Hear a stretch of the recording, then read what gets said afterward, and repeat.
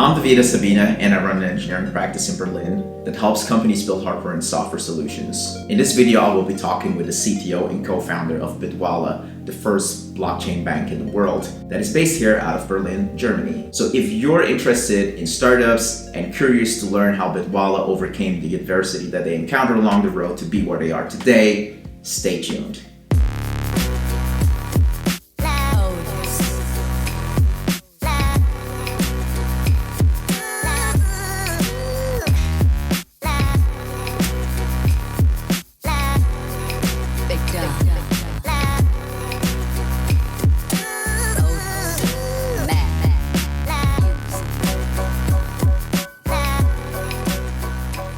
I'm sitting here with Ben Jones from Bitwala, and we're going to talk a little bit about all of the fun stuff that's been happening behind the scenes that other people may not know about. So, I'm the CEO, CTO, one of the three co-founders of Bitwala. So we're the world's first cryptocurrency bank account.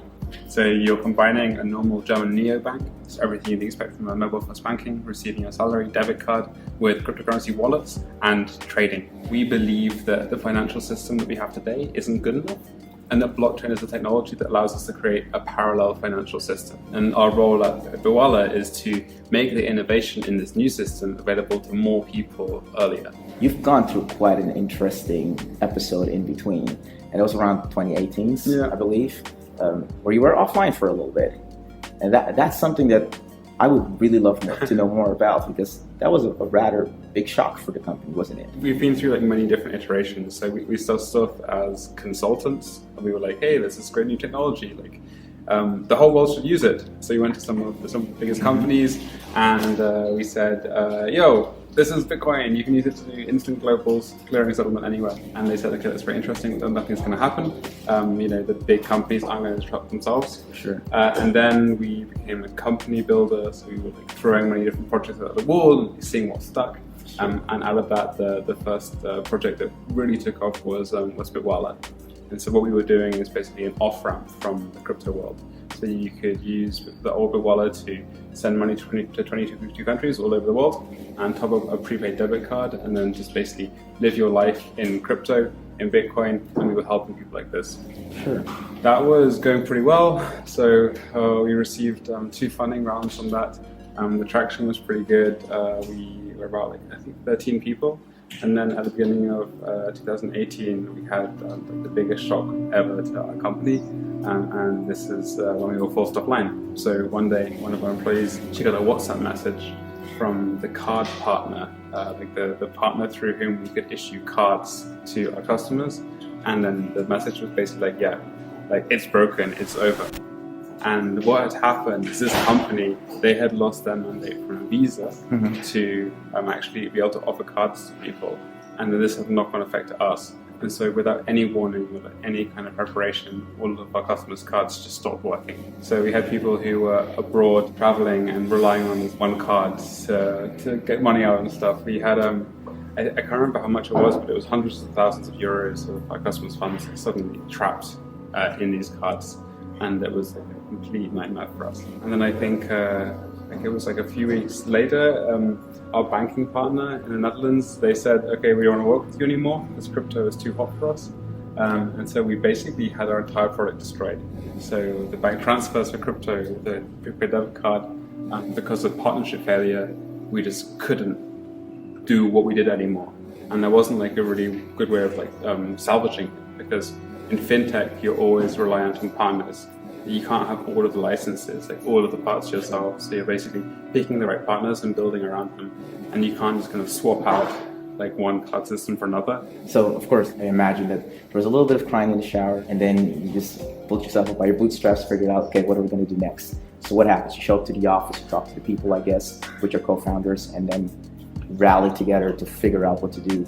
How do you go through the process of figuring out what's next? There was less crying in the shower and more drinking in bars. And we had a weird meeting where we were in the bar across the road, which is closed down now, unfortunately. And we had this very existential meeting, hey, everything we've been building, a lot of it's gone, right? The customers are gone, the product's gone. What are we going to do? And then we kind of decided, well, we have this big destruction in our lives, but there's also a massive opportunity that comes out of that, right? Yeah. And so then we decided to bounce back and then work towards building what we always wanted to build.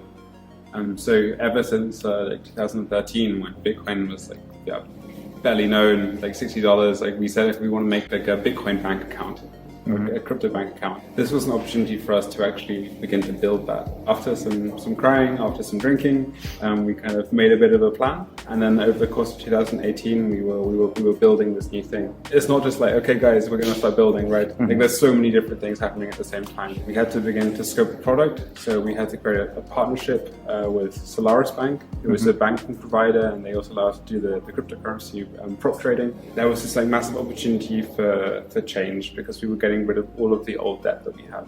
We were able to get rid of all of the old tech debt. So previously we were using Meteor, which is like, was very cool back in the day. We had like kind of legal debt, like we had a Dutch company like a BV, and we took this opportunity to move everything to the game become like organizational debt. The fact that we didn't have any customers anymore, I mean, it sounds terrible from a business perspective, but it was extremely good from a cleansing perspective to really have the time to think about how we want to do stuff in the future, and then begin to execute. And we wouldn't be where we are today if we hadn't had that.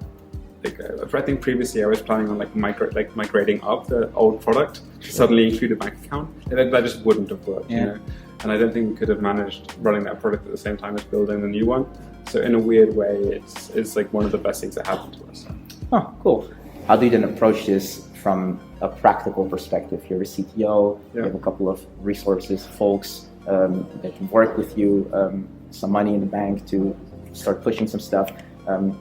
How do you approach this problem, like starting from scratch? How do you make the decisions? Like, were you very operationally involved making decisions about the tools to be used, or did you dispatch that to members in your teams to take that over for you? How did that work? There was a sense of urgency, but there was also a sense of space, right? Because you couldn't just start working like straight away.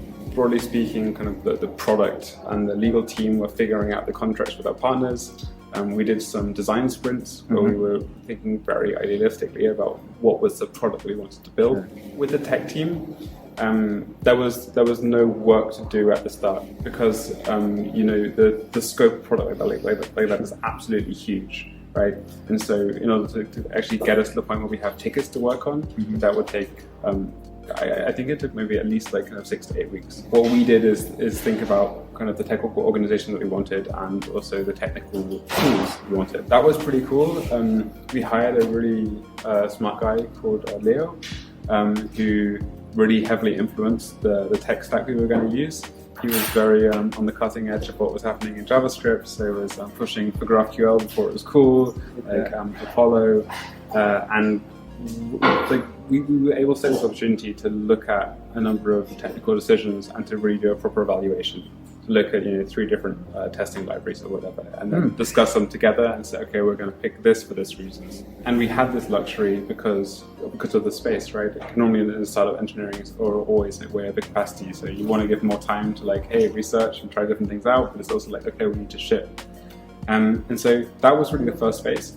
And one of the things I think we did really well was we managed to try out this new tech stack and this new team together on like a mini project. And the mini project was conveniently something we actually needed to build. It was a waiting list. So like that's the first thing we shipped after we went offline, right? Like no brainer. So it was like it was a waiting list. Obviously we could have done this with in a no code way and get it done in a weekend, but we wanted to do it with a new stack.